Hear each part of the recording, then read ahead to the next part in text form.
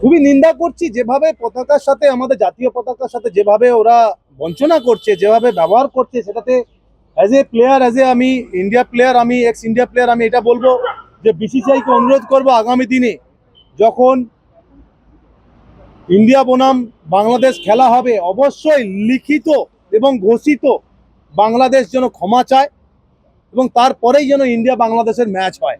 কারণ যেভাবে বাংলাদেশের মানুষরা জাতীয় পতাকার সাথে ব্যবহার করছে সেটা একদম মেনে নেওয়া সম্ভব নয় এবং আমি ঘৃণা করি এবং আমি বিসিসিআইকে অনুরোধ করব অবশ্যই এর জবাব অবশ্যই চেয়ে পাঠান। বিসিসিআই সদস্য না, আমি সিএবি সদস্য এবং আমি এখানে বিসিসিআই ম্যাটার করে। যখনই কান্ট্রি টু কান্ট্রি হয় তখন বিসিসিআই আসে, তখন সিএবি আসে না।